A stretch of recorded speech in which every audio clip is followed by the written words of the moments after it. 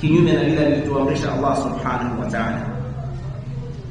Neno hili istiqama wala dhikruha fi kitabillah, utajwa kwake katika kitabu cha Allah subhanahu wa ta'ala limetajwa sana, lakini pia katika sunna za bwana mtume sallallahu alaihi wasallam, wa yuthni ala ahliha, lakini pia Allah subhanahu wa ta'ala akawasifia wale wenye kusifika ama kwenye kujipamba na sifa ya kuwa na istiqama, wa ya'iduhum bijazili al-ajri, na Allah subhanahu wa ta'ala akawaahidi malipo ambayo ni makubwa zaidi kwa yoyote yule atakayekuwa ni mwenye kujipamba na sifa hiyo ya kuwa na istiqama.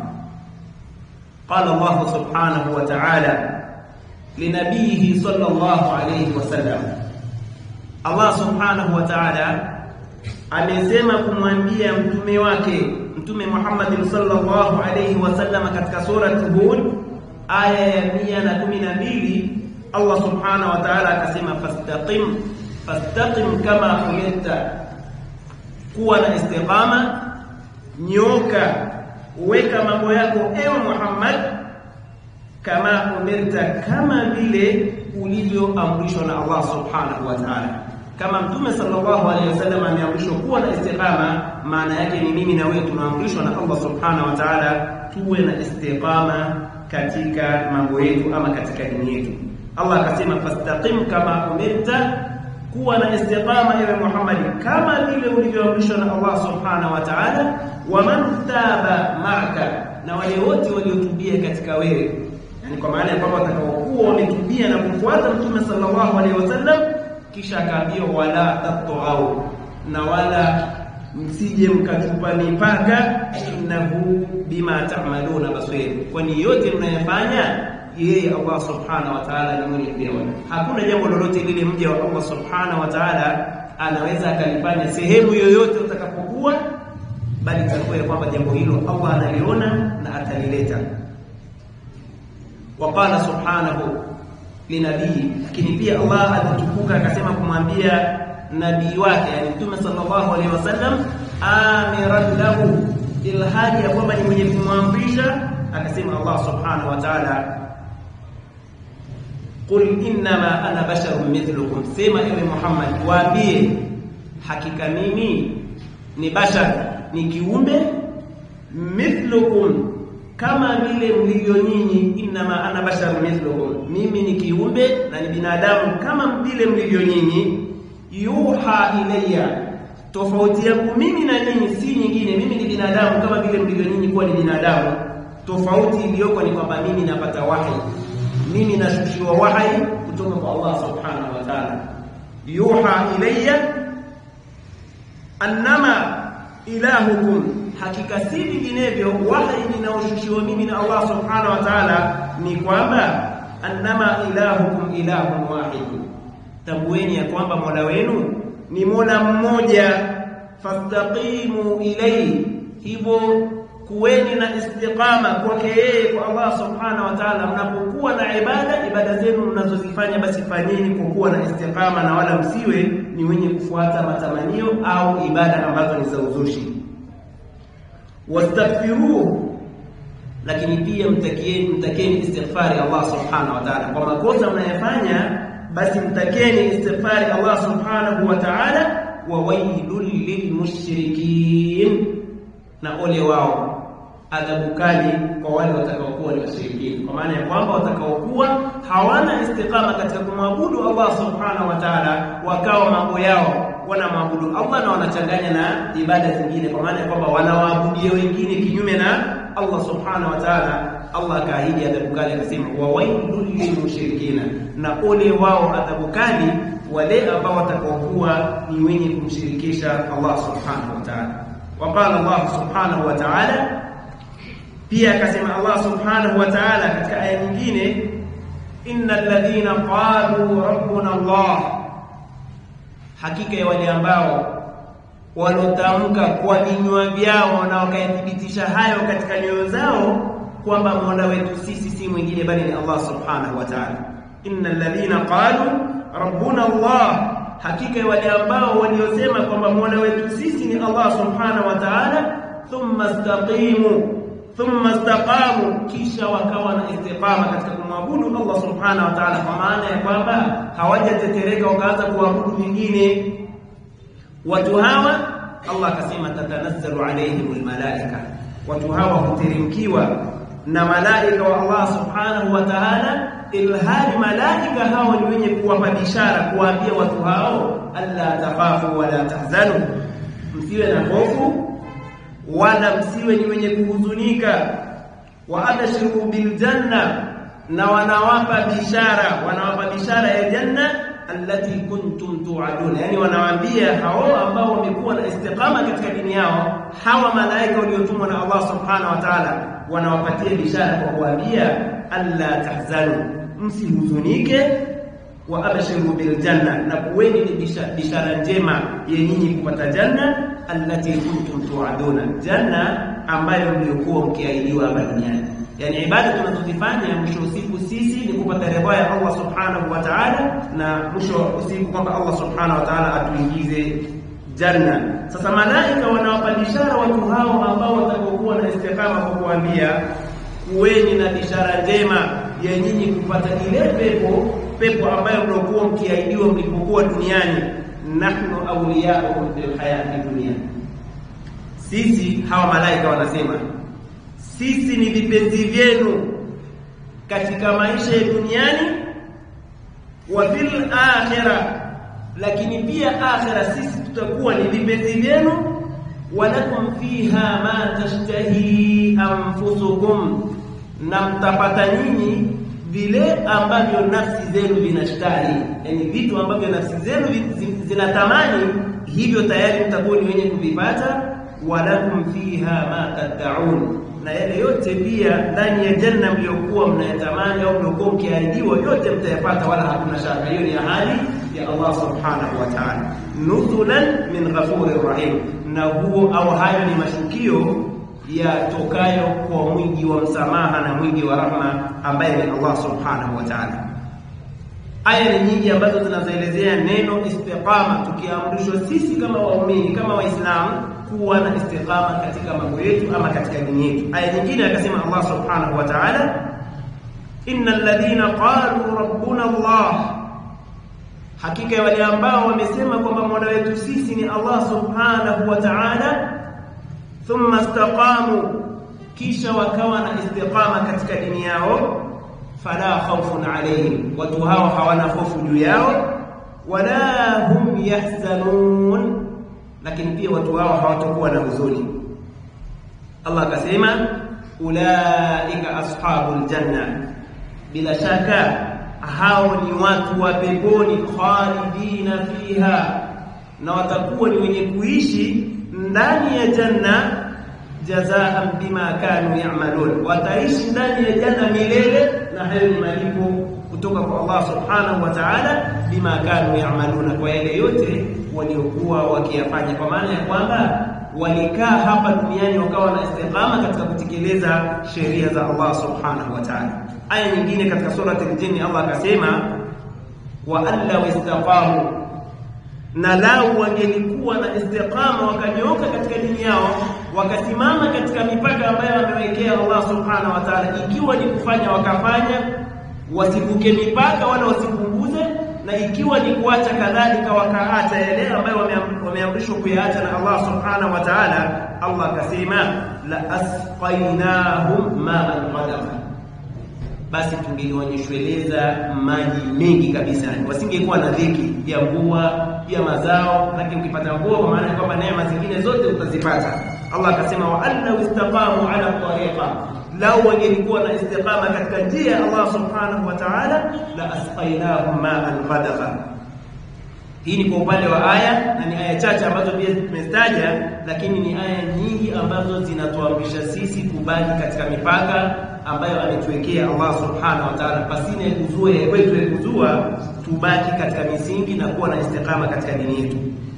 Mtume sallallahu alaihi wasallam kwa upande wa hadithi ambayo anasema fi hadithi Sufyan bin Abdullah radiyallahu anhu, katika hadithi ya Sufyan ibn Abdullah radiyallahu anhu qala sa'altu an-nabiy sallallahu alayhi wasallam huyu Sufyan bin Abdullah anasema siku moja nilimuuliza Mtume sallallahu alaihi wasallam, faqultu, nikasema ya Rasulullah, ewe mjumbe wa Allah, qul li qawlan fil islami, niambie mimi neno katika Uislamu, la as'alu anhu ghayrak, ambalo neno hilo nitakapokuwa nimekuuliza wewe ukanipatia jawabu, sitomuuliza tena mwingine yote. Mmoja katika masahaba Mtume sallallahu alaihi wasallam anasema, nilimuuliza au nilimwambia Mtume sallallahu alaihi wasallam, niambie jambo katika Uislamu, jambo hilo litakapotoka kwako wewe sitokuwa na haja tena ya kumuuliza yeyote yule. Qala sallallahu alaihi wasallam, Mtume sallallahu alaihi wasallam akamwambia, qul amantu billahi thumma istaqim, sema nimemwamini Allah subhanahu wa ta'ala, kwa maana ya kwamba tia imani katika moyo wako, halafu baada ya hapo kuwa na istiqama katika hiyo imani yako, kwa maana ya kwamba usiwe ni mwenye kuyumba yumba. Hadithi hii kaipokea Imam Muslim. Waqala sallallahu alaihi wasallam fi hadithi Thawban, na Mtume sallallahu alaihi wasallam kadhalika akasema katika hadithi ya Thawban, akasema istaqimu wa lan tuhsu, kuweni na istiqama katika dini yenu. Mtume zote hizi ni amri anatoa Mtume sallallahu alaihi wasallam, anasema istaqimu, kuweni na istiqama katika dini yenu, wa lan tuhsu, na wala hamtoweza kufikia kupata, yani mfikirie mtakavyofikiria ujira mtakaoupata mbele ya Allah subhanahu wa ta'ala, kwa kuwa nyinyi na istiqama bado hamtofikia kilele cha kujua ule ujira mtakaoupata, kwa kauli za wanazuoni waliofasiri neno hili walan tuhsu. Lakini pia wengine wakasema kwamba walan tuhsu maana yake ni kwamba hamtofikia istiqama moja kwa moja, kwa yani 100%, bali wewe unachotakiwa jitahidi. Ndipo wakasema kama vile ilivyokuja fattaqullaha mastata'tum, kwamba mteni Allah subhanahu wa ta'ala kwa kadri muwezavyo. Mtume sallallahu alayhi wasallam akasema walam tuhsu wa'lamu anna khayra a'malikum, na tambueni ya kwamba bora ya matendo yenu as-sala, ni ibada ya swala. Mtume sallallahu alayhi wasallam akasema wa'lamu anna khayra a'malikum, na tambueni ya kwamba bora ya matendo yenu katika matendo ambayo mnajikurubisha nayo kwa Allah subhanahu wa ta'ala, as-sala, ni ibada ya swala. Wala yuhafidhu ala alwudhu'i illa mu'minun, na wala hawezi kuhifadhi udhu isipokuwa mtu huyo ni mu'min. Kwa maana kwamba asiyekuwa mu'min huyo hawezi kuhifadhi udhu, maana kwamba hatakuwa na ibada ya swala. Maana yake ndivyo anavyokusudia hapa Mtume sallallahu alaihi wasallam.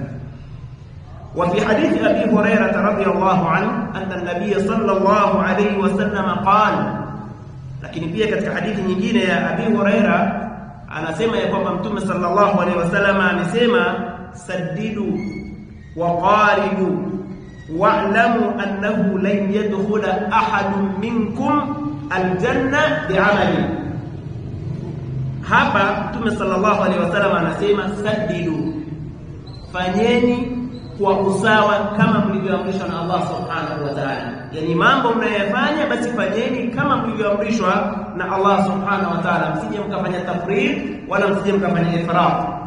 Fanyeni vile vile kwa misingi aliyokuwekeeni Allah subhanahu wa ta'ala. Saddidu wa qaribu, kama hamtoweza kufanya moja kwa moja kwa 100%, basi qaribu, fanyeni basi hata kwa kukurudia, kwa ukaribu, yani kwa kupatia. Wa'lamu, kisha akasema Mtume sallallahu alaihi wasallam, anatambueni ya kwamba annahu lan yadkhula ahadun minkum aljannata bi'amali, kwamba hakuna yeyote katika nyinyi ambaye ataingia peponi kwa matendo yake. Qalu, masahaba wakasema, wala anta ya Rasulullah, hata wewe kadhalika ewe mjumbe wa Allah hutoingia peponi kwa matendo yako?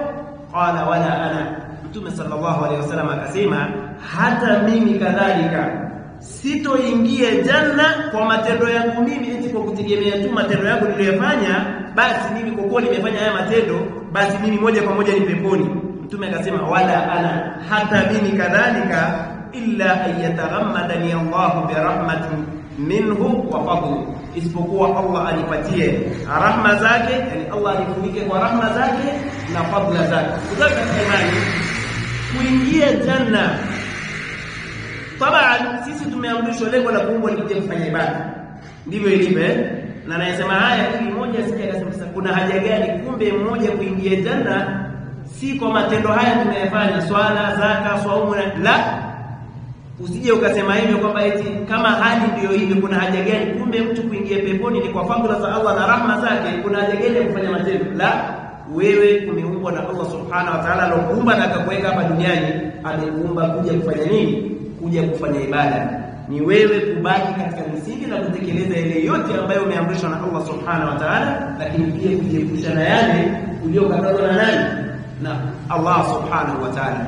Kisha baada ya hapo matendo baada ya kuwa umeshayafanya, sasa Allah subhanahu wa ta'ala kwa fadhila zake atakufunika na atakuingiza wapi? Atakuingiza janna. فهذه الآيات والأحاديث تحث على الاستقامة. aya zote hizi ambazo tumezitaja hapa nyuma, kadhalika ahadithi ambazo tumezisoma, zote hizi ni kwamba zinatuhimiza sisi juu ya kuwa na istiqama wa targhabu fiha wa turaghibu fiha, lakini pia zinatuvutia na kutupendezesha kwamba sisi kuwa na istiqama katika dini yetu. Wa tubayinu thawaba ahli al-istiqama, lakini aya hizo pamoja na ahadith ni kwamba zinabainisha thawabu za wale watakaojipamba na istiqama, mimma yaj'aluna natatalla ila maana al-istiqama. Aya pamoja na hadithi zinatuvutia juu ya mambo hayo ili kutupendezesha sisi na kutuvutia kuelekea kufanya mambo ambayo yatakuwa na istiqama katika dini yetu. Ma hiya al-istiqama idhan? Ni nini basi maana ya istiqama? Tumeeleza aya zimeelezea istiqama, hadithi zimeelezea istiqama. Nini maana ya istiqama? Allati hadhihi makanatuha, istiqama ambayo daraja lake ni hili ambalo tumeliona katika ayati na katika hadithi. Nini maana yake? Al-ulama rahimahumullah, maulama Allah awarahamu wamebainisha ya kwamba anna al-istiqama, ya kwamba istiqama hiya al-i'tidal, ni kuwa na i'tidal katika mambo yako unapoyafanya, basi yafanye kwa usawa, usivuke wala usipunguze. Wa dhidduha al-i'wijaj, yani mambo yake i'tidal ni kunyoka katika mambo yako unapoyafanya, basi yafanye yakiwa yamenyoka. Wa dhidduha al-i'wijaj wal mayl, kinyume chake kama usipofanya kwa kunyoka basi ni kuyumbayumba. Hadha min haythu al-lugha, hili ni kwa upande wa kilugha. Yuqalu khattun mustaqimun, usemo kwamba khattu imenyooka, kwamba barabara hii mfano imenyooka, maana yake ni kwamba haina nini? Haina kona kona. Qala Allah ta'ala, akasema Allah subhanahu wa ta'ala, wa anna hadha sirati mustaqiman fattabi'uhu, na hakika hii ndiyo njia yangu iliyonyooka, basi ifuateni. Katika aya nyingine katika sura al-Fatiha aya 6 Allah akasema ihdina as-siratal mustaqim, tuongoze katika njia iliyonyooka, istiqama. Ihdina as-siratal mustaqim, kwa maana kwamba istiqama njia iliyonyooka, njia ambayo haina kona kona. As-siratal mustaqim huwa at-tariqul mu'tadil alladhi laysa fihi i'wijaj, ni ile njia iliyonyooka ambayo haina kupinda pinda, kwa maana kwamba haina kona kona wala mailun, wala haina yani kupondoka kutoka katika ile njia ya sawa. Bikhilafi turuqi dhalla, kinyume na zile njia ambazo zinahesabika kwamba ni za upotovu. Fa inna fiha i'wijajan wa fiha mayl, njia hizo ni njia ambazo zina kona kona, wa fiha makhatir, lakini ni njia ambazo ndani yake pana hatari. Amma siratul mustaqim, ama njia iliyonyooka, siratullah subhanahu wa ta'ala, ni ile njia ya Allah subhanahu wa ta'ala. Fa huwa tariqun mu'tadilun la i'wijaj fihi, hiyo ni njia iliyonyooka ambayo haina kona kona. Fal istiqamatu maanaha, neno istiqama maana yake al-i'tidalu ala ta'ati Allah subhanahu wa ta'ala, ni wewe kunyooka, kuwa na istiqama, yani kunyooka katika taa ya Allah subhanahu wa ta'ala. Al-i'tidalu ala shari'ati Allah, kunyoka katika sheria ya Allah subhanahu wa ta'ala, al-i'tidalu ala kalimati at-tauhid, ni wewe kuwa na istiqama na kunyoka katika kalimatu at-tauhid. Kalimatu at-tauhid maana yake ni la ilaha illa Allah Muhammadur Rasulullah, kuwa na istiqama katika kalimatu at-tauhid. Hadhihi hiya al-istiqama shar'an, hii ndio istiqama kisheria. Maana yake ni kwamba kuwa na yani kunyoka katika sheria ya Allah, kadhalika kunyoka katika kalimatu at-tauhid. Anasema hadhihi hiya al-istiqama shar'an, huku ndiko kuwa na istiqama. Kama tadullu dhalika ibaratu salaf, kama vile inavyoonyesha juu ya hilo ibara nyingi za salafu salih. Kulluha tajtami'u ala anna al-istiqama shar'an, ibara zao zote ama wote katika salafu salih wanafikiana ya neno istiqama kisheria kia luzumu ta'atullah subhanahu wa ta'ala. Wanasema ni wewe kulazimiana kumtii Allah subhanahu wa ta'ala min ghairi mailin wa min ghairi iltifat, patina ya kupinda wala patina ya kugeuka nyuma. Maadamu umeambiwa ni hivi, basi ubaki vile vile ulivyoamrishwa na Allah subhanahu wa ta'ala. Fahiya ta'ni luzumu ma shara'ahu Allah subhanahu wa ta'ala. Neno istiqama linamaanisha na linalazimiana na yale aliyokuwekea sheria Allah subhanahu wa ta'ala fi tauhid wa ikhlasul ibadati lillah, katika tauhidi, lakini kuwekesha ibada unazozifanya basi uzifanye tu kwa ajili ya Allah subhanahu wa ta'ala. Wa fil adabi wal akhlaq, katika adabu, katika akhlaq, wat ta'amul ma'an nas, lakini pia wewe kuamiliana na watu basi muamiliane kwa mujibu wa sheria ya Allah subhanahu wa ta'ala. Ni wangapi katika binadamu ambao ama katika wale wa Allah wanaojinasibisha wao ni waumini ama ni waislamu, katika miamala yao wanapoamiliana na watu wanakuwa ni miamala yao ni qasim, yani miamala bisusu wako hakuna mfano wake. Lakini huyo anayefanya hivi au anayeamiliana na watu bima kwa kuwatukana, kwa kuwasengenya, kwa kuwafanyia kila aina ya dhulma, na wenda ukakuta hivyo katika swafu ya kwanza, hiyo sio istiqama. Yeye akaona tu kwamba istiqama ni wewe ukisikia umeitwa kuja kuswali swala tano basi wewe ni muumini ulionyoka. La, ukiishi na watu vibaya tayari kadhalika wewe huna istiqama, utasabika huna istiqama. Ikiwa bwana mmoja alikwenda kwa Mtume sallallahu alaihi wasallam akamwambia, ya Rasulullah, ewe mjumbe wa Allah, mimi nina jirani, lakini jirani huyo mashaallah kwenye ibada, swala tano, visimamo vya usiku ati, sadaqat, shida yake ni moja tu, muamala wake ni mgumu mno na watu. Mtume sallallahu alaihi wasallam akasema huwa finnar, mtu huyo ni motoni, haijalishi swala zake na nini. Kwa hiyo isije ikabaki wewe unakuja kutekeleza swala tano lakini muamala wako na watu ukawa ni mgumu, pepo ya Allah subhanahu wa ta'ala unaweza kuisikia tu. Kwa hiyo tunataka katika imani, hata miamala tunaifanya sisi kuamiliana na ndugu zetu katika imani, hilo linatakiwa libaki katika misingi ya Allah subhanahu wa ta'ala. Kule kufanya muamala nzuri kadhalika kunahesabika kwamba ni ibada hiyo. Sasa mtu asije akachukulia tu kwamba yeye ni kuswali tu basi ameshamaliza, alafu kawa na miamala mibaya na ndugu zako. Huyu ambaye anayeswali, anafunga, anafanya nini lakini muamala wake ni mbaya, Mtume swalla salama akuangalia swala zake wala saumu zake akasema huwa finari, huwa ni motoni, kuonyesha kwamba lazima ubaki katika misingi ambayo inamridhisha Allah subhanahu wa ta'ala. Wa fi kulli ma yaf'aluhu al-insanu fi hadhihi al-hayat, na katika kila ambalo analifanya mwanadamu katika maisha haya, yakunu mustaqiman ala al-manhaj as-sahih, yanatakiwa mambo hayo yawe yamenyooka katika mfumo sahihi alladhi rasamahu Allah subhanahu wa ta'ala, mfumo ambao ametuchorea, ametuwekea Allah subhanahu wa ta'ala, wa bayyanahu rasuluhu sallallahu alaihi wasallam, lakini pia akawa ametubainishia bwana mtume Muhammad sallallahu alaihi wasallam.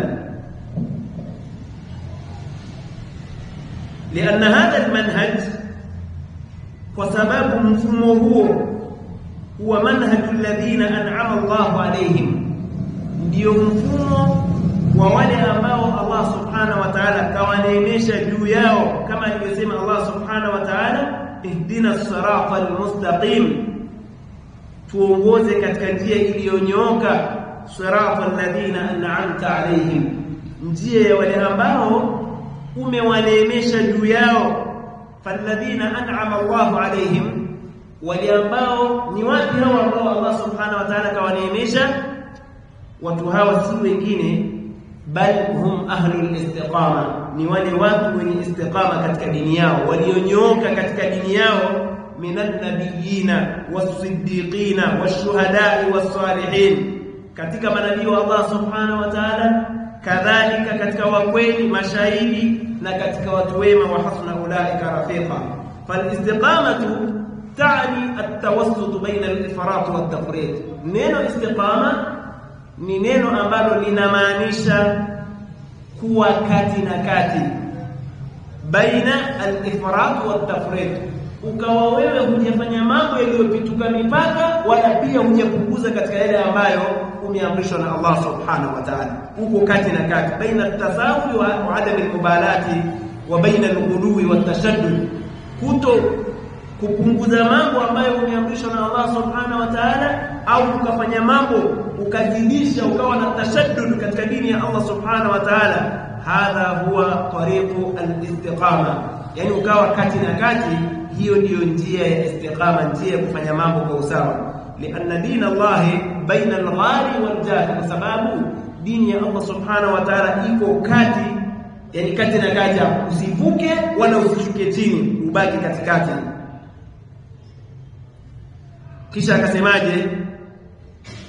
Hakika yule ambaye anayefanya tashaddud katika dini ya Allah subhanahu wa ta'ala, akawa anafanya mambo kwa maana ya kwamba anavusha au anayafanya kawaida. Mtume sallallahu alaihi wasallam amekwambia mwisho wako ni hapa, wewe ukavuka ukawa unafanya mambo kwa uzito sana, wewe kadhalika utakuwa umeshatoka katika istiqama. Au yale ambayo umeamrishwa ukayafanya kwa mapungufu, kadhalika na wewe utahesabika huko katika mapungufu.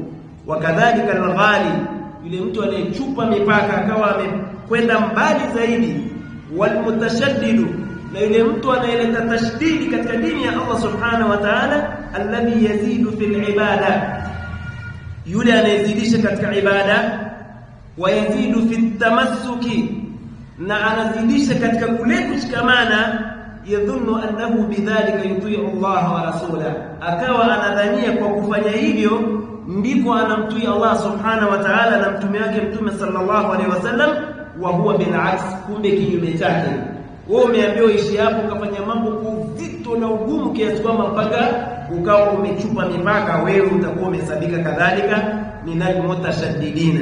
Lianna man kharaja 'anil jadda wa mala 'anha sawa'un bitasahul au bitashaddud, kwa sababu yule atakayetoka katika jambo ambalo umeambiwa ni hapa, wewe ukalifanya kwa uzito sana, au ukapunguza katika kile ulichoambiwa ukifanye, ima kwa kufanya tasahul au kwa kuleta tashaddud katika dini, anasema kharaja an shar'i Allah subhanahu wa ta'ala, mtu huyo atahesabika ametoka katika dini ya Allah subhanahu wa ta'ala.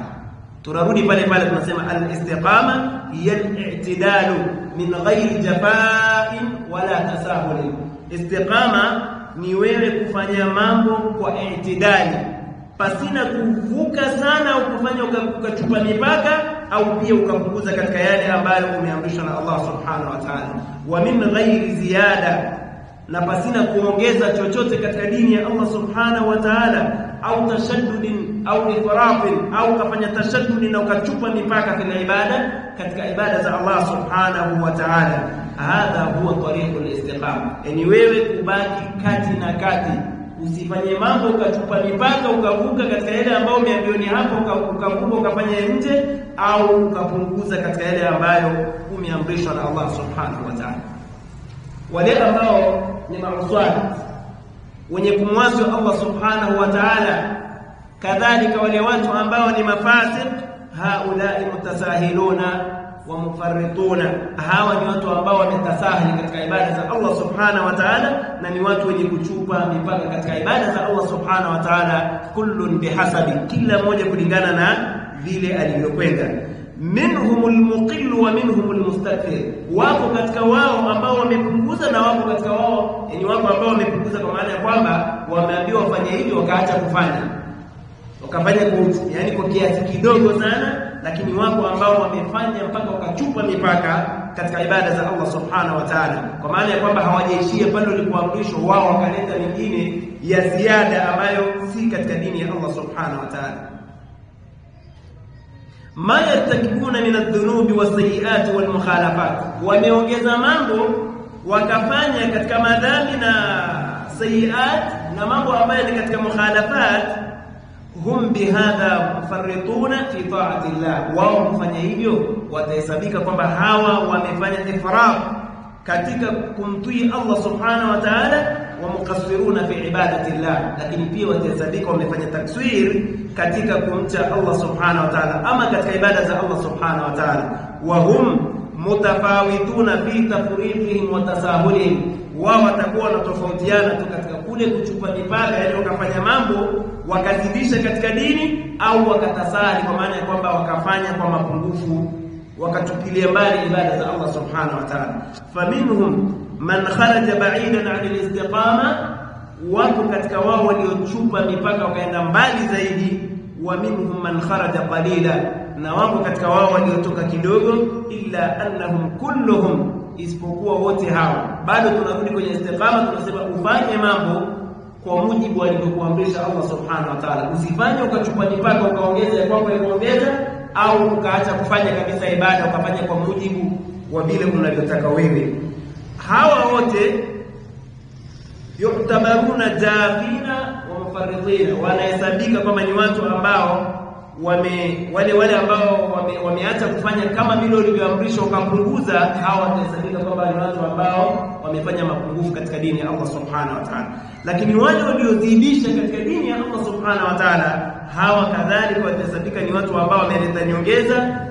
Wa ala tarafi thani almutashaddiduna alghaluna fi dini Allah azza wa jalla alladhina la yaqna'uhum as-sayr ala ta'ati Allah wa ma shara'ahu Allah. Hawa wa aina ya pili ambao wamefanya tashaddud katika dini ya Allah subhanahu wa ta'ala, na wala hawajaridhia na yale ambayo amewafaradhishia Allah subhanahu wa ta'ala katika dini yake, bali yuriduna an yazidu amma shara'ahu, bali wao wakataka kuongeza mambo ambayo asli kwamba Allah subhanahu wa ta'ala hajawekea sheria. Wayaqulun, na kwa sababu hiyo wakawa wanasema kwa madai ya nafsi zao na matamanio yao, hadha min dinillah, yani mipaka umewekewa hapo, wao wakaamua kuongeza na huko ukachomeka na kusema haya ni katika dini ya Allah subhanahu wa ta'ala. Wa huwa wallahi laysa min ad-din, na hayo na namwapa Allah subhanahu wa ta'ala si katika dini. Walihadha hadhara Allah ta'ala minhu fi kitabi, na miongoni mwa mambo kama hayo Allah subhanahu wa ta'ala aliyatahadharisha kupitia kitabu chake pale aliposema, ya ahlal kitab, enyi ahlul kitab, la taghlu fi dinikum, msije mkachupa mipaka katika dini yenu. La taghlu fi dinikum, maana yake ni kwamba msije mkazidisha mambo ambayo mambo hayo asili yake si katika kitabu cha Allah subhanahu wa ta'ala. La taghlu fi dinikum ghayra alhaq, msije mkachupa mipaka mkaingiza mambo ambayo mambo haya asili yake si katika haki. فأهل الكتاب غلوا في حق المسيح عليه الصلاة والسلام, أهل الكتاب wao walichupa mipaka katika haki ya al-Masih alayhi salatu wassalam, hatta i'tabaruhu, mpaka ikafikia walimpa daraja wanaona kwamba ndio kumcha Allah subhanahu wa ta'ala, lakini wakavuka mipaka mpaka wakamzingatia kwamba yeye ni ibn Allah, ibnan lillah, kwamba wakafanyaje, wakamuita na kumzingatia kwamba ni mwana wa Allah. Au tabaruhu huwa Allah, au wakamzingatia kwamba yeye ndiyo Allah, wamechupa mipaka katika ibada za Allah subhanahu wa ta'ala. Au thalithu thalatha, au wakamuita yeye ni moja katika watatu. Rafa'uhu min darajati al-ubudiyya wal bashariyya ila darajati al-rububiyyah, wamemrufaisha wakamuinua kutoka kwamba yeye ni binadamu au ni mja wa Allah subhanahu wa ta'ala, na wakamtoa katika wanadamu na wakamweka katika daraja kwamba yeye ni Mola. Hadha ghulubun wa ziyada, hii ni ghulu, kadhalika hii itasadika kwamba ni ziada. Ndipo Allah subhanahu wa ta'ala akasema, ya ahlal kitabi la taghlu fi dinikum ghayra al-haqq, enyi ahlul kitab, msije mkachupa mipaka katika dini yenu mkaingiza mambo ambayo asili yake si katika dini ya Allah subhanahu wa ta'ala. Faman ghala fi haqqi shakhsin, yoyote yule atakayechupa mipaka katika haki ya mtu, hatta rafa'ahu an manzilati, ukamheshimu mpaka ukamvusha katika manzila yake, fahadha a'dhamu al-ghulu, kufanya hivyo huko ni kuchupa mipaka ambapo alikuwa hali ya juu mno. Yani binadamu ukamheshimu ama ukamtukuza mpaka ukampa daraja ambalo ni la Muumba au la maabudiwa ambaye ni Allah subhanahu wa ta'ala, huko ni kuchupa mipaka ambapo ni kwa hali ya juu kabisa. Wa man ghala fil ibada wa lam yattasir ala ma shara'ahu Allah, na yule atakayechupa mipaka au akafanya ibada lakini akachupa mipaka na wala asiishie pale ambapo amewekewa na Allah subhanahu wa ta'ala katika ibada hiyo kwamba ishia hapa, wazada akaongeza nyongeza zake anazozifahamu yeye, fahadha min al-ghuluwi alladhi la yakbaluhu Allah, hii ama hili ni katika ghulu, yani ni kuchupa mipaka ambapo hatokubali Allah subhanahu wa ta'ala. Falau anna insanan qala, mfano mwanadamu akasema salatul fajr rak'atani, anakubaliana kwamba swala ya salatu subhi na salatul fajr ni rak'a mbili, sio sawa? Anakubaliana kwamba liko hivyo, halafu yeye akasema lakini hizi rak'a mbili hizi mbona mimi naona kama ni kidogo sana hizi, mimi na uwezo wa kufanya zaidi ya hilo, kwa nini ishia rak'a mbili? Na uwezo wa rak'a hizo mbili mimi nikaswali 4, 6, 8, 10, na uwezo wa kufanya hivyo. Allah aliyekuumba na akakufaradhishia swala 5 na akakuwekea kila swala kwa rak'a alizoziweka Allah subhanahu wa ta'ala. Akaweka salatu al-fajr akaweka rak'a 2, salatu dhuhri akaweka 4, asr akaweka 4, magharibi akaweka 3, isha akaweka 4. Wewe ukasema hapana, rak'a 2 hizi mimi naona kama vile hazinizidi, ana uridu an usalli 4 rak'atin ziyadatan fil khair, mimi na uwezo wa kuswali hiyo salatu subhi badala ya rak'a 2 mimi nikaswali 4 ili tu kujiongezea katika khair, kwani kuna shida gani? Faqawluhu hadha qulubun wa ziyada, maneno yake haya tayari yatakuwa imesabika ni ghulu, ni kuchupa mipaka na ni kuongeza mambo ambayo si katika dini ya Allah subhanahu wa ta'ala. Wallahu la yaqbalu ziyada, na Allah subhanahu wa ta'ala hakubali hiyo ziada. Sawa ni swala, lakini Allah hajakwambia uswali kwa mfumo huo, hiyo ziada Allah subhanahu wa ta'ala hatoikubali. Wa hadhihi salatu batila, na swala hii atakayeswali kama ilikuwa ni rak'a 2 au kaswali rak'a 4, tambue kwamba swala hiyo ni batil, haikubaliki mbele ya Allah subhanahu wa ta'ala. La yaqbalu Allahu minka illa ma shara'ahu, kwani Allah subhanahu wa ta'ala hakubali isipokuwa kupitia yale ambayo amekuwekea sheria, bi an tusalli al-fajr rak'atayn, ya kwamba wewe swali al-fajr rak'a 2. Hii ziada haikubaliki, bali ni kwamba utakuwa ni mwenye kuadhibiwa na Allah subhanahu wa ta'ala, kwa sababu umeingiza mambo katika dini ya Allah subhanahu wa ta'ala, mambo ambayo si katika dini ya Allah subhanahu wa ta'ala. Wakadha law qala as-salawatul khams, na hivyo mtu huyu mfano angelisema kuhusiana na swala 5 tunazozifahamu, subhi, dhuhri, asr, maghrib, isha, akasema la taktafi, swala hizi hazitoshi, mimi naona kwamba hazitoshi, na uwezo kuswali hata 10, tukajalia kwamba ni 10 badala ya swala 5 tukasema ziwe ngapi? Ima 6, 7, 8, 10.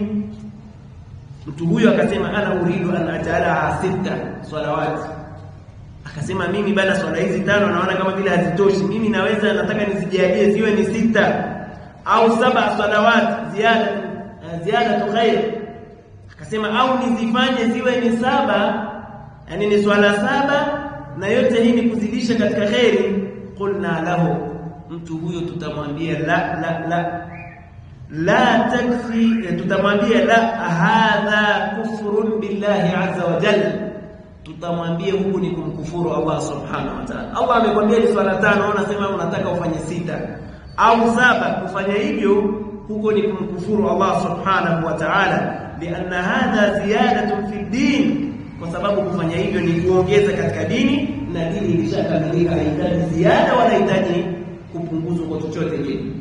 Mtume sallallahu alaihi wasallam anaondoka katika maisha haya, aliondoka ilhali risala ilishakamilika.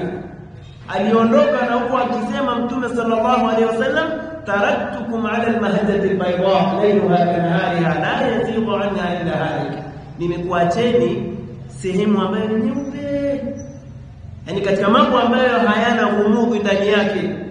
Mchana wake ni kama usiku wake, au usiku wake ni kama mchana wake. Hakuhitaji ziada ya aina yoyote, dini imekamilika. Wewe unaitoa wapi hiyo unayokuja kuingiza katika dini ya Allah subhanahu wa ta'ala? Mtume anasema la yazighu anha illa hali, hata kuondoka akaamua ayata haya ambayo nimekuachieni, isipokuwa mtu ambaye ameamua kupotea mwenyewe, ameamua kuangamia mwenyewe. Lakini pia akasema taraktu fikum shay'aini, nimekuachieni vizito viwili, kitabullah wa sunnati, kitabu cha Allah subhanahu wa ta'ala na sunna zangu. Mkishikamana na viwili hivi, basi mtabaki nyinyi katika istiqama. Na lau watu wangebaki na kitabu cha Allah subhanahu wa ta'ala na sunna za bwana Mtume sallallahu alaihi wasallam, usingepatikana hizi ziada wala hizi nafsi, yani kuongeza mambo katika dini wala kufanyaje. Lakini tunaacha kitabu cha Allah subhanahu wa ta'ala, tunaacha sunna za Mtume sallallahu alaihi wasallam, mwisho wa siku lazima tutapotea, tutaingiza katika dini vitu ambavyo si katika dini, na vile ambavyo inahesabika ni katika dini tutaviacha, kwa sababu hutoingiza la kwako isipokuwa lazima la dini au lilosimama kwenye kitabu na sunna tutaliacha.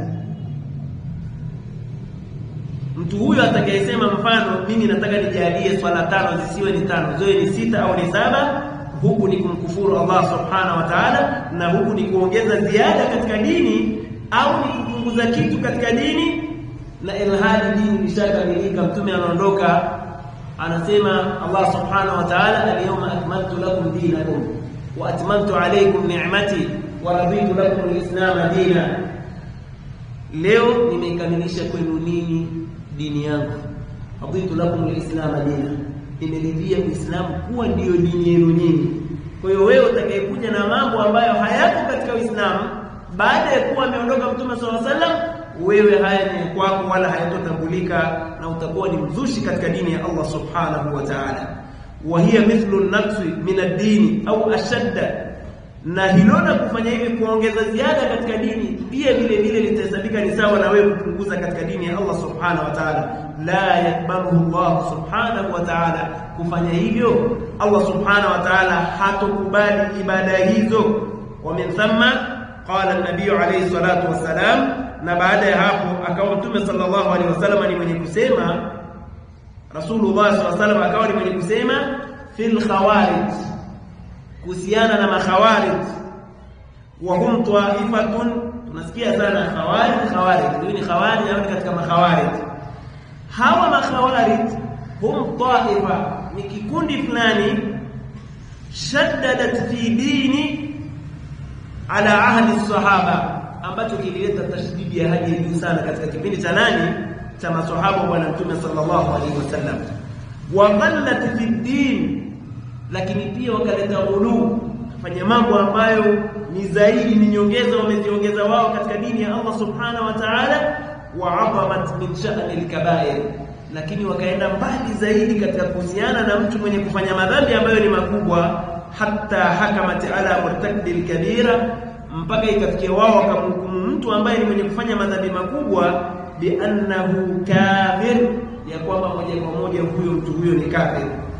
Waqala an-nabiy alayhi salatu wasalam, na akasema bwana Mtume Muhammad sallallahu alayhi wasallam, fihim, kuhusiana na watu hao. Watu gani hawa? Makhawarij. Mtume sallallahu alayhi wasallam anasemaje? Watu hao, yani wakati mwingine mtu anaweza kufanya ile ibada anaifanya kwa wewe unayemtazama, ukasema moja kwa moja huyu ni peponi, moja kwa moja, yani jinsi alivyo, mavazi yake, mandhari yake, kushikamana kwake na kushikamana, kumbe tayari mtu yule kuna mambo anayofanya na mambo yale yanamtoa moja kwa moja kwenye mstari, kwa maana yanamtoa katika dini ya Allah subhanahu wa ta'ala. Mtume sallallahu alaihi wasallam akasema kuhusiana na hawa makhawarij, tahqiruna salatakum ila salatihim, kwamba mnaposali nyinyi na wao, basi wallahi hata zile swala zenu mnaweza mkazidharau. Kaona mbona sisi kama tujafanya chochote, jinsi wanavyozifanya ibada zao kwa khushu, kwa unyenyekevu, yani unaona wewe moja kwa moja khalasi swala yake ikubaliki. Wanawaambiwa hivi si mimi wala wewe, ni wanaambiwa maswahaba, na unajua ni nani maswahaba wa Mtume sallallahu alaihi wasallam. Swala zao tamassuku waliokuwa nayo maswahaba wa Mtume sallallahu alaihi wasallam na dini ya Allah subhanahu wa ta'ala, bado Mtume anawaambia hao makhawarij ibada wanavyoshikamana nazo na unyenyekevu na khushui wanazokuwa nazo, wallahi unaweza kusimama nao pale wewe ukaidharau swala yako kama mimi kama sijafanya chochote. Mtume sallallahu alaihi wasallam akasema tahqiruna salatakum ila salati, itafika wakati nyinyi hata swala zenu nyinyi mtaona kama hamjafanya chochote mnaposwali nao. Wa ibadatukum au ibadatukum ila ibadati, ibada zenu zote mnazozifanya mkiangalia na wao wanazozifanya nyinyi mnaweza mkaona kama vile hamjafanya chochote, lakini watu hao ni mabaya, hakuna mfano wao. Mtume sallallahu alaihi wasallam akasema watu hao hakuna watu ambao ni wabaya mfano wao, yamruquna min ad-dini kama yamruqu sahmu min ar-ramiya, watu hao wanachomoka kutoka katika dini kama vile mshale unavyochomoka kwenye upinde wake. Yaani unaporushwa ule mshale unavyochomoka, ndivyo watu hao wanavyochomoka katika dini. Ainama laqitumuhum faqtuluhum, Mtume sallallahu alaihi wasallam akasema popote mtakapokuta watu hao waueni. Fahum yamruquna min ad-dini bisababi al-qulub, hawa wanachomoka katika dini si kwa ajili ya kingine, ni kwa sababu ya qulub. Wameacha istiqama, wameacha kubaki kwenye misingi ya kitabu na sunna, wakaishia pale pale kitabu kilichowaambia ishieni hapa hapa, sunna zimewaambia mwisho wenu ni hapa, akasema hapana, tunaweza kufanya zaidi hapa. Na Mtume anasema yamruquna min ad-dini kama yamruqu as-sahm min ar-ramiya, wanachomoka katika dini kama vile mshale unavyochomoka. Kuchomoka kwao huku si kwa ajili ya jambo jingine, ni kwa sababu wao wameacha kushikamana na kitabu cha Allah subhanahu wa ta'ala, na wakaishia katika mipaka, wakaacha istiqama, mwisho usiku wakaongeza yale waliyotaka wao, wakafanya ghulu katika dini ya Allah subhanahu wa ta'ala. Hatta anna as-sahabata yahdiruna ibadatahum, mpaka ikafika wakati hata maswahaba wakawa wanazidharau zile ibada zao wanaposwali nao. Lakini al-ijtihad alladhi yakunu laysa ala tariqin sahih la yanfa, ijtihad yote utakayofanya ambayo itakuwa imetoka katika njia ambayo ni sawa, ijtihad hiyo itakuwa si sawa na haitonufaisha, bali yadhuru sahiba, bali itakuwa ni yenye kumdhuru yule mwenye kufanya ijtihad hiyo.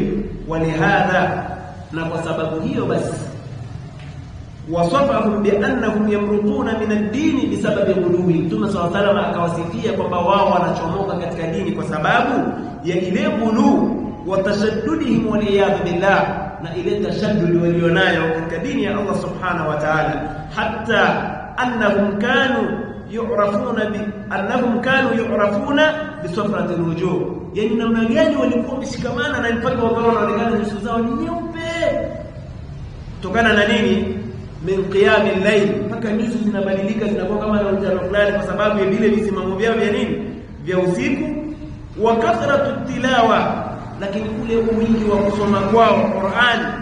Lakin lamma zadu ala dini, lakini pale walipozidisha katika dini ya Allah subhanahu wa ta'ala, ma laysa minhu, mambo ambayo si katika dini ya Allah subhanahu wa ta'ala, kharaju min ad-din, kwa sababu hiyo wao wakawa wametoka katika dini ya Allah subhanahu wa ta'ala. Wasummu bil khawarij aidan, lakini pia wao watu hao wameitwa kwamba wao ni makhawarij, li'annahum, kwa sababu wao kharaju ala amiril mu'minin Ali bin Abi Talib radhiyallahu anhu, sababu walichomoka wakatoka katika taa ya amiri wa muumini Ali bin Abi Talib, wa kharaju aidan an rasmi al-ibada, lakini pia wakatoka katika ule mfumo wa ibada allati shara'aha Allah subhanahu wa ta'ala, mfumo ambao Allah subhanahu wa ta'ala amewekea. Fakadhalika kullu man ta'assa, na hivyo ndivyo ilivyo kila ambaye man ta'assa bihim, atakayekuwa ni mwenye kujiliwaza au akawa ni mwenye kuwafuata watu hao, fahuwa minhum, mtu huyo naye atakuwa ni katika wao. mimman jaa ba'dahu, katika wote, yani yote atakayekuja baada ya wale ambao walihesabika kipindi kile akawa na mfumo ama akawa ni mwenye kuwafuata watu hao katika ibada zao hizo, ama akawa ni mwenye kufanya ziada katika dini ama kupunguza katika dini kwa lengo la kwamba anafanya ibada na jikurubisha ama anafanya kheri, huyo kadhalika na yeye atakuwa ni katika wao ila antaquma saa, mpaka kiyama kitakaposimama. لأن الخوارج يتكرر وجودهم في التاريخ, kwa sababu hawa makhawarij hawajaishia katika kipindi cha maswahaba tu, katika zama za maswahaba la, bali wataendelea kupatikana mpaka kiyama kitasimama. Wa hadha madhhabun yakunu alayhi tawaifun minan nas la tazalu, kundi kama hili na madhhabu kama hii wanapatikana watu, bado wataendelea kupatikana mpaka hata katika zama zetu hizi tulizonazo. Wa huwa madhhabun batilun, hiyo ni madhhab ambaye ni batil بسبب الغلو والتشدد الذي ما انزل الله به من سلطان, kwa sababu ya tashaddud na ghulu wanazifanya katika mambo ambayo Allah hajawekea sultan. Wa hatta al-ijtihad fi an-nawafil, na hata kule kujitahidi katika nawafil, katika ibada wanazifanya za nawafil ala ghairi at-tariqi alladhi kana alayhi rasul alayhi salatu wassalam, ibada hizo ukazifanya kwa mfumo ambao si mfumo aliokuwa nao bwana mtume sallallahu alaihi wasallam, kadhalika yu'tabaru ghuluwa, kufanya hivyo kutahesabika ni ghulu, kwamba ni kuchupa mipaka, kutahesabika huko na istiqama, kwa maana kwamba wewe huna istiqama. faqad jaa thalathatu nafarin ila buyuti nabii alayhi salatu wasalam, siku moja walikuja mabwana watatu kwa nyumba ya mtume sallallahu alayhi wasallam, yasaluna an ibadatihi wa qiyamihi bil layl. Mabwana hawa walikuja kwenye nyumba za mtume sallallahu alayhi wasallam wakiuliza kuhusiana na ibada anazozifanya mtume sallallahu alayhi wasallam katika nyakati za usiku. Nyakati za mchana bila shaka wao na mtume sallallahu alayhi wasallam ibada zinazofanyika wanaziona, lakini wakaona hapana, labda kuna ibada zingine ambazo mtume sallallahu alayhi wasallam anazifanya nyakati za usiku. Sisi tuko majumbani kwetu, yeye yuko nyumbani kwake, kuna baadhi ya mambo ambayo anayafanya wenda mtume sallallahu alayhi wasallam. Falamma akhbarahum azwajun nabii alayhi salatu wasalam wa radiyallahu anhunna, zama ambapo sasa wake za mtume sallallahu alayhi wasallam walipowaeleza mabwana hawa watatu kuhusiana na ibada anazozifanya mtume sallallahu alayhi wasallam katika nyakati za usiku, kaannahum taqallu hadha, walieleza kwamba mtume sallallahu alayhi wasallam anasimama na anapumzika, kwa maana ya kwamba mtume sallallahu alayhi wasallam analala usiku na anaamka anafanya visimamo vya usiku, kwa maana ya kwamba sio kwamba atasimama tu usiku kucha, ana mapumziko mtume sallallahu alayhi wasallam. Kadhalika mtume sallallahu alayhi wasallam anafunga na anafungua. Wao walipoisikia maneno yale wakadharau, yani kana kwamba wameona si lolote, si chochote kwa mtume sallallahu alayhi wasallam. Lakinnahum ajabu an fi'li ar-rasul sallallahu alayhi wasallam bi annahu qad ghafara Allahu lahu ma taqaddama min dhanbi. Walipopata yale ambayo walikuwa wanataka kwa mtume sallallahu alayhi wasallam, waambie mtume sallallahu alayhi wasallam nyakati za usiku analala na anaamka anafanya ibada au anafanya ibada na anapumzika, lakini pia katika nyakati za mchana anafunga na anafungua. Wakaona kama vile si lolote, si chochote, yani kama vile hakuna anachokifanya mtume sallallahu alayhi wasallam, lakini wakajipatia majibu wao kama wao, wakasema hili bana ni kwa sababu mtume sallallahu alayhi wasallam Allah subhanahu wa ta'ala amemsamehe ma taqaddama min dhanbi, madhambi yake yaliyotangulia, wa ma ta'akhkhara. Qalu, kisha walipoondoka pale wakasema nahnu lasna mithla, sisi hatuko mfano wake mtume sallallahu alaihi wasallam, yeye ameshasamehewa dhambi zake, ndio maana analala anaamka au anafunga na anafungua. Fahuwa bizamihim, wao sasa kwa madai yao mabwana hawa, lam yukthir min as-salah, eti mtume sallallahu alaihi wasallam hakuwa ni mwenye kukithirisha kuswali, na hakuna mwenye ibada ya kuswali au alokithirisha kama alivyokuwa mtume sallallahu alaihi wasallam. Anasimama visimamo vya usiku kiasi kwamba mimi niwezi dhani kama kuna mtu yeyote anaweza kafikia kisimamo alichokuwa anakisimama mtume sallallahu alaihi wasallam katika ibada nyakati za usiku. Mpaka siku moja bibi Aisha radhiallahu anha anamwambia Rasulullah, ewe mjumbe wa Allah, Allah hajasema kwamba amekusamehe dhambi zilizopita na zijazo? Mtume SAW akamwambia fala akuna abdan shakura, nisiwe ni mje mwenye kumshukuru Allah subhanahu wa ta'ala. Lakini pamoja na yote haya mtume anapumzika kadhalika. Wale mabwana wakasema sisi hatuko mfano wake, huyu kasamehewa dhambi zake, yani kana kwamba wameona si lolote si chochote katika zile ibada anazozifanya Mtume SAW. Wakasema yeye anafanya hivyo li annahu maghfurun lahu wa nahnu lasna mithla fa nahnu bihajatin ila an najtahida akthar, sisi tuna haja tujitahidi zaidi na zaidi kuliko alivyofanya Mtume SAW. Ya reit, uzuri basi ulioje kama ungelifanya kwa mfumo tu ule ule aliyofanya nani Mtume sallallahu alaihi wasallam, wasivuke mipaka, wasiwe na ghulu, wakabaki na istiqama. Mtume alifanya hivi, unafanya hivi. Usiongeze lolote ukajiona kwamba wewe una ibada zaidi ya Mtume sallallahu alaihi wasallam au wewe unafahamu ibada kuliko nani Mtume sallallahu alaihi wasallam. Wakasema sisi tuna haja zaidi ya kuongeza, na ndipo wakafanyaje? Wakaongeza katika dini ya Allah subhanahu wa ta'ala, wakafanya tashaddud ya hali ya juu. Falamma jaa an-nabiy alayhi salatu wasalam wa dhukira lahu dhalika, nazama alipokuja sasa Mtume sallallahu alaihi wasallam kisha akaelezewa na wake zake kuhusiana na hayo ambayo wameyaeleza mabwana hayo, taghayyara sallallahu alaihi wasallam, uswa Mtume sallallahu alaihi wasallam ulibadilika, wa ankara alayhi, lakini pia akawakemea mno. Waqala, na akasema Mtume sallallahu alaihi wasallam, antum alladhina qultum kadha wa kadha, hivi nyinyi ndio ambao mmesema hivi na hivi. Ama wallahi inni la akhshakum lillahi wa atqakum lahu.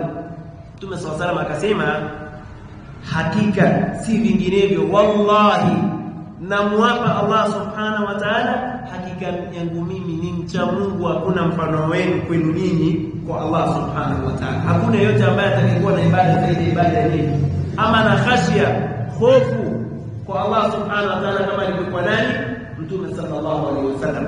Lakini pia hakuna mcha Mungu zaidi ya nani?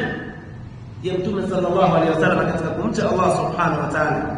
Lakini asumu wa ufṭir, Mtume sallallahu alaihi wasallam akasema, lakini mimi ninafunga na ninafungua, wa usalli wa arqud, na nasimama visimamo vya usiku na swali, kadhalika napumzika. Mtume sallallahu alaihi wasallam anasema, wa atazawwaju nisa, kadhalika mimi naoa wanawake. Faman raghiba an sunnati falaysa minni, yule atakayechukia sunna zangu ama mwenendo wangu, falaysa minni, hakika huyo si katika mimi. Wale mabwana wao waliposikiliza yale kutoka katika nyumba za Mtume sallallahu alaihi wasallam, wake za Mtume sallallahu alaihi wasallam walipowaeleza kwamba Mtume anasimama na anapumzika, anafunga na anafungua, wakaona kwamba Mtume sallallahu alaihi wasallam yeye alishasamehewa. Kwa hiyo zile ibada wakaona kama vile Mtume hakuna chochote anachokifanya. Mmoja katika wao akaahidi, anasema, mimi nitafunga maisha yangu yote, yani maisha yangu yote mimi kila kipambazuka mimi ni waswaumu. Mwingine akasema, mimi sitolala kila jua likizama, alfajiri itanikuta mimi nikiwa nikisimama, maana kwamba nikijikurubisha kwa Allah subhanahu wa ta'ala. Mwingine akasema, inni la atazawwaju nisa, mimi sitooa wanawake, kwa sababu anaona labda wanawake wanaweza kumshughulisha katika taa. Ndipo Mtume sallallahu alaihi wasallam akamwambia, mimi nafunga nafungua, mimi nasimama visimamo vya usiku, kadhalika napumzika nalala, lakini pia mimi naoa wanawake. Na ndio mfumo ulioko huo. Wewe utasemaje hutoa, au wewe utasemaje kwamba hutolala? Mwili wako una haki kadhalika. Kwa hiyo lazima ufuate mfumo aliyokwenda nao Mtume sallallahu alaihi wasallam, na ndicho kilichomfanya Mtume sallallahu alaihi wasallam akabadilika na akatoa maneno makali kwa kuambia, nyinyi ndio mnaosema maneno hayo, kuonyesha kwamba ilimchukiza Mtume sallallahu alaihi wasallam, kwamba wameamua kufanya mambo ambayo si ya istiqama. Yani man lam taqna'uhu sunnati, maana yake ni kwamba yule ambaye sunna zangu ama mwenendo wangu hautomkinaisha na akaishia katika mipaka ambayo amewekewa na dini ya Allah subhanahu wa ta'ala, fa ana bari'un minhu, mimi nitakuwa mbali naye. Kwamba wewe hutokuwa na Mtume sallallahu alaihi wasallam. Mtume amekutoa, na ukitolewa na Mtume utakuwa ni nani? Kwa ni ibada za kishetani, sababu umefanya mambo ambayo yanakwenda kinyume na pale kulikowekewa na sheria ya Allah subhanahu wa ta'ala. Mtume akasema laisa minni, huyo si katika mimi. Yule atakayechukia mwenendo wa Mtume sallallahu alaihi wasallam, huyo laisa minni, ana bari'un minhu, mimi nitakuwa mbali naye. Dalla hadha ala anna alkhayra kulla fil istiqama. Haya yote yanaonyesha kwamba khairi zote zitabakia pale mtu atakapokuwa na istiqama katika dini yake, ala sunnati rasuli sallallahu alaihi wasallam, kwa kufuata sunna na mwenendo wa bwana Mtume sallallahu alaihi wasallam, waliftizami bi shar'i Allah azza wa jalla, na kulazimiana na sheria ya Allah subhanahu wa ta'ala. Kadhalika an-nabii alayhi salatu wassalam, na hivyo ndivyo ilivyokuwa Mtume sallallahu alaihi wasallam katika hijjatul wadaa, lamma afadha bi Muzdalifa, zama alipotoka Mtume sallallahu alaihi wasallam akitokea katika sehemu za Muzdalifa ila Mina, akielekea sehemu za Mina, ambapo sehemu za Mina ndiko inakopatikana jamarat, kwa maana ya kwamba katika ibada ya hija ilivyo kawaida, siku ya 9 watu wanatakiwa wawe na wuqufu bi Arafa, wao wamesimama katika visimamo vya Arafa mwezi Dhulhijja. Wanatakiwa wawe wapi? Wawe sehemu za Arafa. Jua litakapozama anatakiwa hakikisha mpaka jua limezama. Japo kuna makosa watu wanafanya, na hii yote ni kwa sababu ya idadi au watu hawataki kukaa kuweza kuzisoma hizi ibada. Ikiwa jambo lolote leo unalifanya, lazima utajituma, utahakikisha kama ni mwalimu unamfuata mambo ya kidunia, uhakikishe ukiingia kwenye mtihani unatoka vizuri. Sasa swala la ibada, mtu nimeruhusiwa tu pesa basi utaki kuisoma ile ibada, unaweza ukaenda ukaboroga tu na ukarudi na wala hakuna chochote ulichokipata. Utapoteza wakati wako, utapoteza pesa yako, sababu hii ibada Mtume sallallahu alaihi wasallam anasema khudhu anni manasikakum, chukueni kupitia mimi ibada zenu hizo za hija. Ibada yote unayokwenda kuifanya lazima ufuate Mtume sallallahu alaihi wasallam amefanyaje. Wewe utaki kukaa kwa kuwa tumepata pesa tutaungana na wenzangu, mwisho siku itaonekana kwenye safari wa mamba na kenge pia wao Mungu. Lile lengo ambalo la ile ibada wewe kusamehewa na Allah subhanahu wa ta'ala. Mtume sallallahu alaihi wasallam anasema atakayehiji kama vile au kufuata mfumo alivyofanya Mtume sallallahu alaihi wasallam, raja'aka yawmi waladatu ummu, mtu huyo siku anarejea nyumbani kwake atarejea kama siku ambayo amezaliwa leo na mamake mweupe, dhambi zote zile zimeshateketezwa, ameshasamehewa na Allah subhanahu wa ta'ala.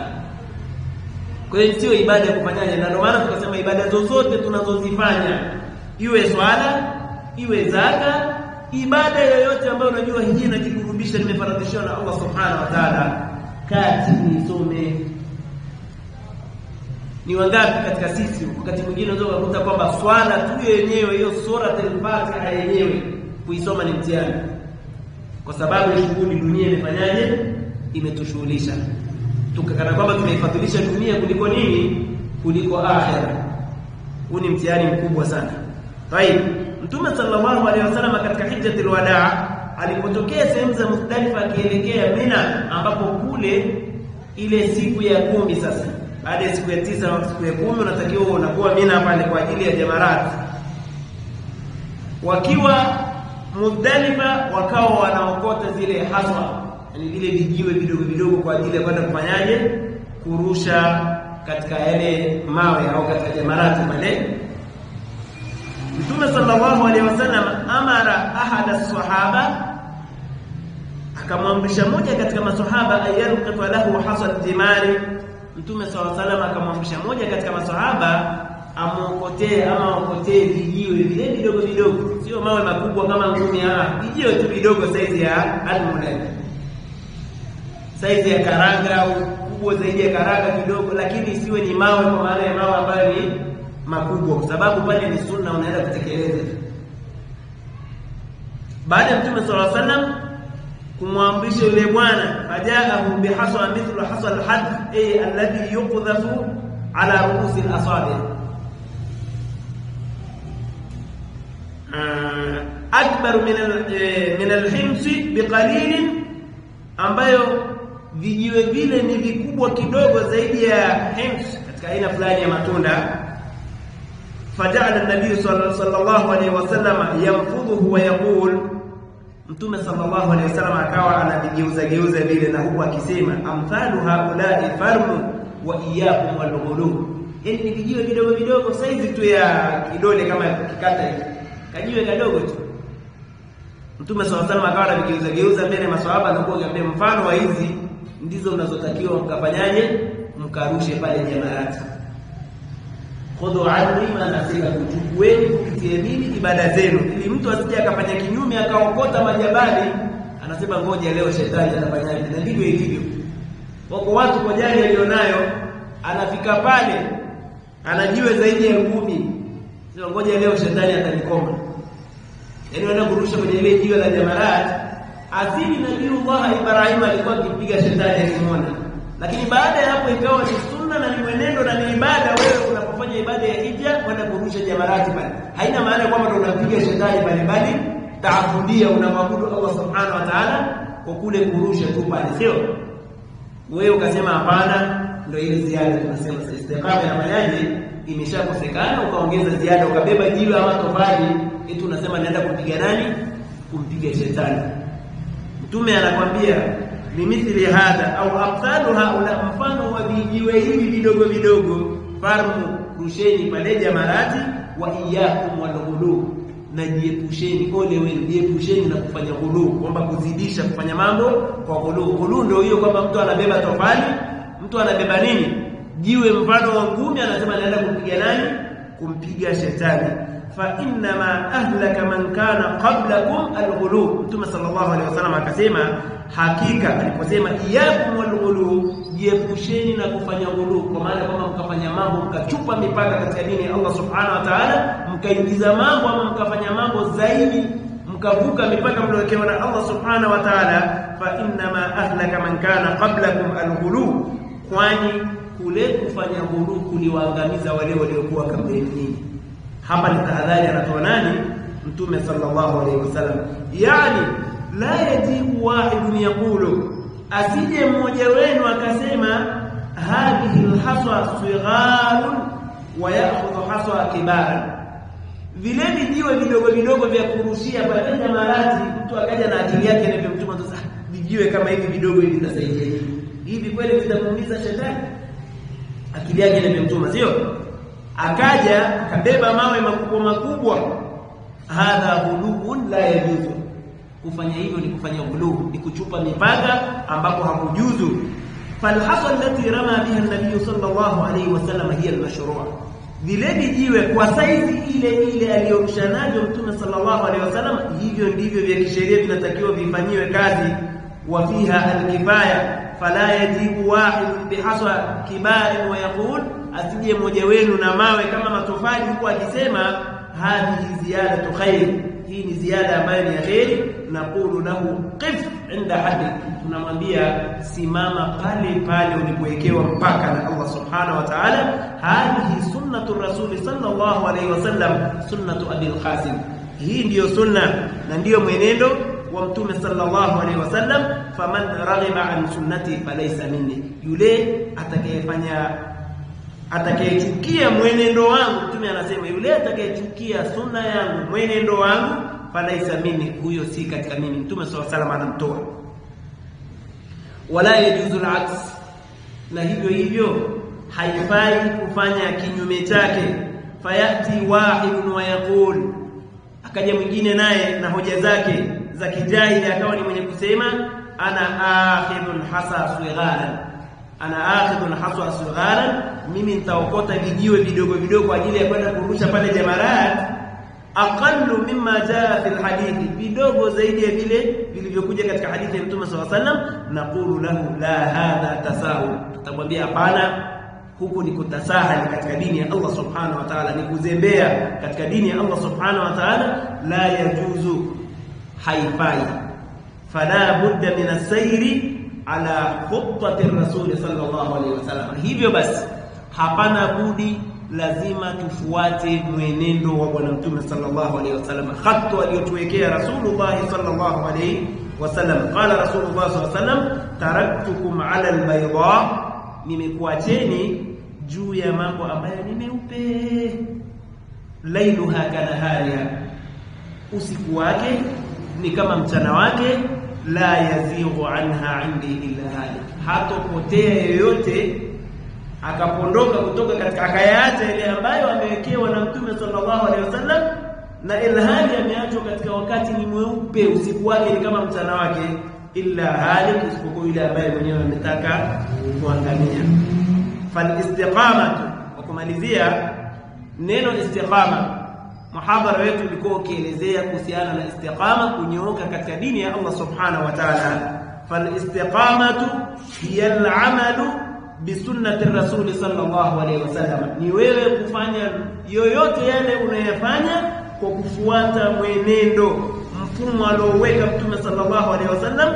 La yati wahidun wa yaqul, asije yoyote yule kutoka huko anapotoka na akawa ni mwenye kusema sunnatur rasuli fiha tashaddudun, akasema kwamba sunna ama mwenendo wa Mtume sallallahu alaihi wasallam kuna tashaddud, wa yad'u ila tasahul, na akawalingania watu washuke chini, kwa maana wasiyefanye ile Mtume sallallahu alaihi wasallam, wa yaqulu, na huku akijiliwazisha kwa akili zake zilizopotea akisema ad-dinu yusrun, kwamba dini ni nyepesi. Tabaan, kwamba dini ya Allah subhanahu wa ta'ala ni nyepesi, haina shaka, lakini yeye akayavaa ile aliyovaa kwa akili yake, akaacha Mtume sallallahu alaihi wasallam, na huko akisema ad-dinu yusrun.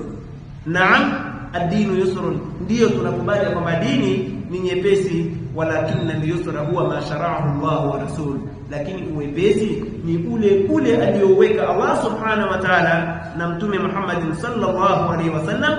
Walaysa al-yusra an natruka al-awamir wan nawahi, sio wepesi sisi tukaanza kufanyaje, yani tusiseme kwamba dini ni nyepesi tukaacha zile awamir, mambo tuliyoamrishwa na Allah subhanahu wa ta'ala, na yale makatazo sisi tukayafanya, hiyo itakuwa sio yusr. Wanaqulu al-iltizamu bidini tashdid, na kwa wakati huo tukawa tunasema eti kulazimiana na dini ni tashdid.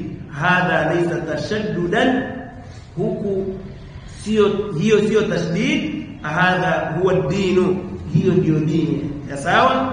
Dhalika ad-dinu al-qayyim, kama alivyosema Allah subhanahu wa ta'ala, hiyo ndio dini iliyonyoka. Wewe ubaki katika mipaka aliyokuwekea Allah subhanahu wa ta'ala na alikufundisha Mtume sallallahu alaihi wasallam, hiyo ndio dini. Au yati wahid wa yaqul, au akaja mwingine akadai hadha qalilun, haya ambayo amefanya Mtume sallallahu alaihi wasallam ni machache, ana uzidu ziyada khair, mimi nitaongeza ziada, na kuongeza itakuwa ni khairi. Naqulu lahu qif inda haddika, hadhihi sunnatu rasul sallallahu alaihi wasallam, tutamwambia simama, ishia hapo hapo alipoishia bwana Mtume Muhammad sallallahu alaihi wasallam. Huu ni mwenendo wa Mtume sallallahu alaihi wasallam, la ziada wala nafil, hauhitaji kuongeza chochote wala kupunguza. An-naqisu jafun waz-zaidu ghali, yule atakayepunguza huyo atakuwa hayuko katika dini ya Allah, kadhalika yule atakayeongoza huyo atakuwa ametoka katika njia ya Allah subhanahu wa ta'ala. Al-i'tidalu, kule kuwa na i'tidali, huwa luzumu sunnati rasul sallallahu alaihi wasallam, ni kule kulazimiana na sunna ya bwana Mtume sallallahu alaihi wasallam. Wa fiha al-yusr, na ndani yake ndiko kunapatikana wepesi. Wa fiha as-suhula walhamdulillah, na ndani yake ndiko kwenye mepesi. Dini ya Allah subhanahu wa ta'ala ni mepesi, usilete kwako ya tashaddud yatakutoa. Inna ad-dina yusrun wa lan yushada ahadun illa ghalaba, dini ni nyepesi na wala hatoleta tashdidi katika dini ya Allah subhanahu wa ta'ala isipokuwa lazima itamshinda. Kwa hiyo ndugu zangu katika imani, kuwa na istiqama katika dini ya Allah subhanahu wa ta'ala, hayo ni mambo yule anayetaka kumwabudu Allah subhanahu wa ta'ala lazima ujipambe na sifa ya istiqama. Tumeona ayati nyingi ambazo tumezielezea, kadhalika ahadithu nabii sallallahu alaihi wasallam zinazotuhimiza sisi kuwa na istiqama, lakini pia fawaidi ambazo mtu anazipata pale atakapokuwa ni mwenye kujipamba na istiqama. Kwa haya niliyosema mpaka kufikia hapa, niseme subhanakallahumma wa bihamdik, ashhadu an la ilaha illa anta, astaghfiruka wa atubu ilayk.